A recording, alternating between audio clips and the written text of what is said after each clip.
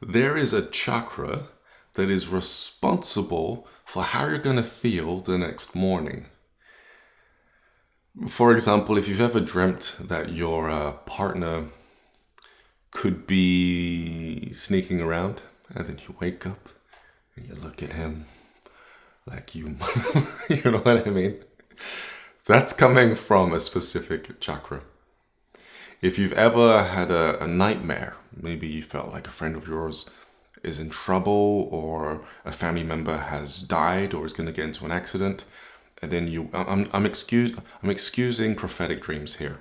Okay, I'm just talking about the energy that's generated by this chakra that will influence your dreams. If you ever had these type of dreams before, and you've woken up and you feel energetically shifted, it's because of this specific chakra. It's called the Hrit chakra, also known as the secondary heart chakra. It's been known to be an inch down either to the left or to the right. I often feel it towards the right. It has 8 petals and it's pretty small.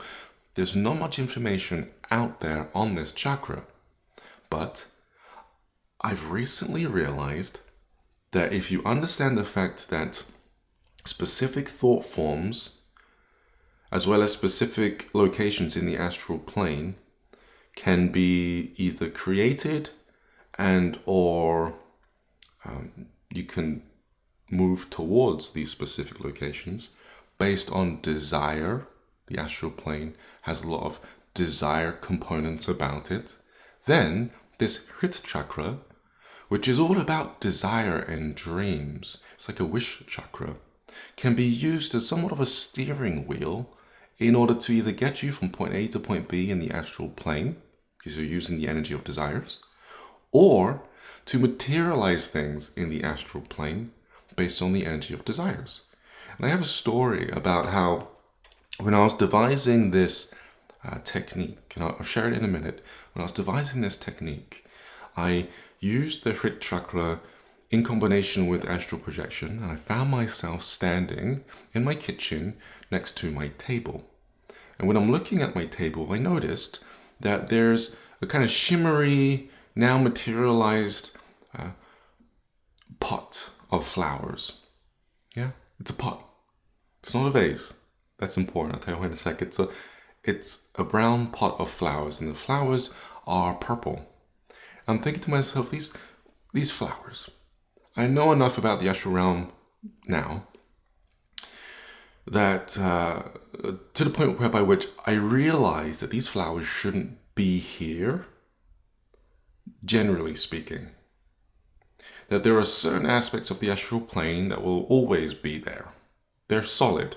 They're not going anywhere. But my desires have spilt over to this astral plane and materialized the shimmery, almost like a kind of mirage type fashioned flowers on my desk. And I know at this point, yes, there's historical meaning about this piece. Something about this is either going to show up in my future or my past. Because when it comes to astral projection, you actually get to see glimpses of either people, things, and or situations that you're going to encounter in your waking life. This is just something you tend to figure out when you keep astral projecting for a long enough period of time, you know? And so these flowers, I'm looking at them, I'm thinking, okay, these are going to show up at some point because I haven't seen them in the past. And so this is yet to come. And when we desire something to come in the future, not in the past, usually. At least when it came to the Hrit chakra and the energy that I was feeling in the moment, this felt like a future forward desire, not the desire to attain something that I once had. You see? And so, I come back to my body, I trigger this energy, and I'll tell you how in a sec. I trigger the energy, I let it spill over into the astral plane again, and I start noticing different things materializing in the same space that I was in. Yeah. So I'm pulling desires into the astral plane, and there's a trickling effect that happens as they get closer to our physical reality. As Shahrazad comes home after my astral experiment. My daughter is here, Theo, and they're about to go. They're about to go and get something to eat, get some ices, and just play with the water fountains nearby. And I don't generally want to go because I've actually been looking after Theo the entire afternoon. And I just squeezed in this little bit of time with my earplugs in and my eye mask to astral project while my daughter was watching TV. And so Theo is here. Sherazade comes home. She takes Theo and she's like, hey, I'm going to go to this particular place, Jeremiah's, to get ices. And I say, I don't want to come. I'm not feeling it. I feel like I need some time by myself, right? But then suddenly, as they're leaving the door, I get up, put my shoes on, and say, I'm coming with you. Spur of the moment, I'm coming with you. I feel like I'm going to benefit more from coming with you than staying at home. As we sit down with our ices, I get a whoofed smell of cod. Fish and chips, basically. I haven't been to England in a long time, and my whole body lights up with excitement. I go to one restaurant, they say, hey, it's not us, it's probably them over there. So I go over there, and yes, it is, it's them over there. I order fish and chips, I eat it, and I'm in bliss. I feel like I'm dreaming. That I followed something invisible, a sense behind reality when I put my shoes on, and I went there.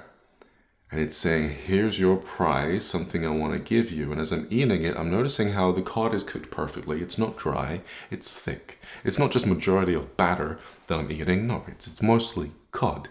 And I'm in heaven. I say to Sherazade, I don't know what I've done to deserve this, but I feel like this is a gift. And as I'm eating the cod, I'm hearing Michael Jackson on the radio. I'm eating cod, I got ketchup. I'm listening to Michael Jackson. What the heck is going on here? This is the best. And then straight after Michael Jackson was played, another song, I'll play it for a second, hopefully I won't get copyrighted, was in my head for the entire day. It just now decided to play whilst I'm eating cod, like a little manifestation there. Everything is surreal. I think to myself, there's no way I'm going to see the flowers. No way. I finish my meal, I stand up, and I turn to my left. And there, on the floor in a brown pot, are the purple flowers. There are no other flowers adjacent to these ones. None. Just barren dirt and rocks. These are the only ones flourishing. About this big. And I think to myself, there you are. Now, this isn't the first time this has happened. I've had a lot of experiences that I haven't had the chance to talk about on YouTube. For example, similar things have happened where I've seen things in the astral realm and they've shown up in 3D. For example, we stayed in Bali for a year. I got the chance to stay there a little longer. I was there for a year and 8 months. The villa that we were staying at, I had experienced during an astral projection back when I was in high school. And when I thought I was dreaming at this point. And when I came back from this dream, I thought to myself, that kind of felt prophetic. That felt real. That felt like it's going to happen, but there's no way because I don't see myself traveling outside this country. It's just not something that's going to happen because the majority of people that I'm around in this small town don't leave the country. So I excused it. But during this one astral projection, not only did I astral project and see the villa that I was going to stay at decades into the future, or at least a decade into the future, but also the guy that I met at a restaurant near a waterfall in Bali, I met him during this astral projection. He actually walked across the villa, led by 3 cats. A ginger one, a black one, and a tabby grey one, which 2 of those cats are now my cats. I saw my cats in the astral realm before we actually got them. Again, a decade before we went to Bali. A client of mine that I hadn't even met yet was there too in the astral realm. And so Kat's location, this man that owns a restaurant, experienced a decade before I actually experienced it in real life. My daughter, I had astral projections where I bumped into my daughter. I saw her hair, it was nice and light and brown. She was nice and brown. And then I ended up, the first child I had, probably the only one, I'm not too...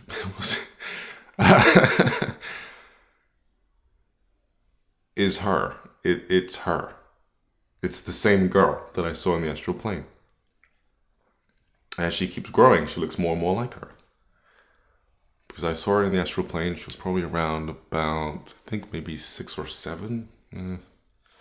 Maybe a little older. It was a while ago now.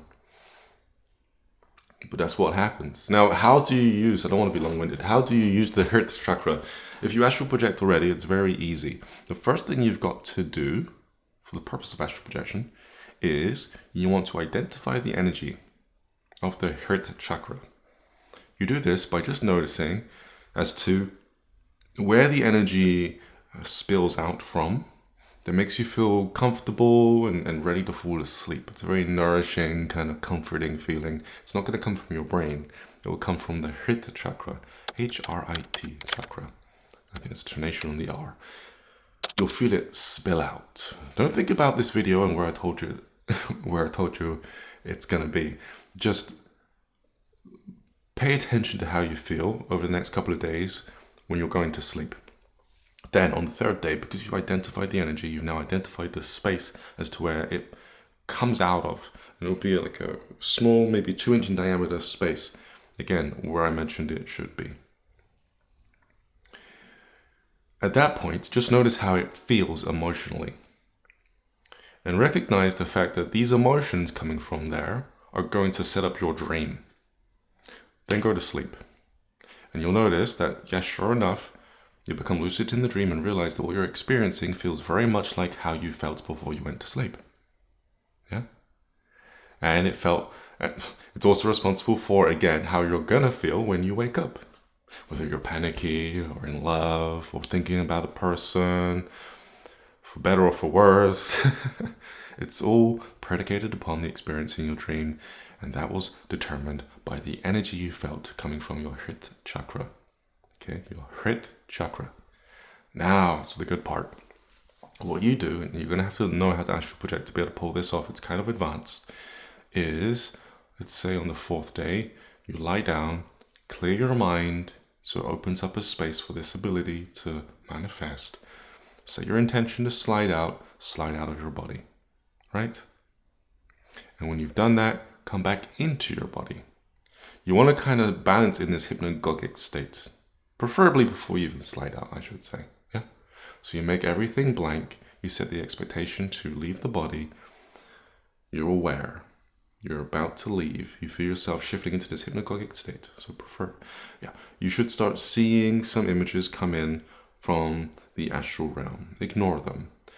Pay attention to now where you know the Hrit Chakra is. Pay attention to the emotion and change it. Change it to one of positivity. A desired emotion that's just better. And allow that to meet the level of your third eye. It will spill up into your head, into your field. It will influence your third eye. And whilst that is happening to you, you'll start to notice that these projections, these images that you're seeing of the astral realm start to change. Either to resemble certain things that you're about to interact with in the future, or the environment will change, as the astral realm can be navigated by way of desire. Then what you do is you choose to slide out or phase, if you'd like, it's basically teleporting, by will, your consciousness into the astral realm that you're looking at. While you're there, just stay grounded, pay attention to your environment, and try to feel that same energy that came from your Hrit Chakra in the objects around you and or the environment itself. That will let you know that it worked. You can memorize it if you want, realize what you saw, and then take your awareness back to your physical body. Again, you're back in the hypnagogic state, do it again. Place your awareness on your Hrit Chakra, change the desired emotion to something else. It could be anything. It can be you meeting a friend, the energy that comes from that. It can be you feeling free, the desire to feel free. Generate the energy of that. And then have it spill over into your third eye and watch how the images start to change for you. Then what you do is you project your awareness either by phasing or separating into the astral plane and notice what's there, right? Notice what's changed. That's resembling the energy that you shifted. And then when you get bored, you can come back to your body and end the trip, right? That is how you do it. It's kind of advanced. There are a lot of things that you might need to be able to do first, like astral projection. But if you already know how to do it, do this next time. And you'll notice that you too may very well start to manifest a reality for yourself. Again, it trickles down. Try this out. I'm Ryan JC, Ryan James Cropper. If you'd like to learn astral projection, I actually have a website where I have a plethora of courses on how to do this, as well as to a giant playlist on my YouTube channel. For those of you who've been with me all these years, thank you. I appreciate you deeply. I hope to one day meet you. Take care. Peace.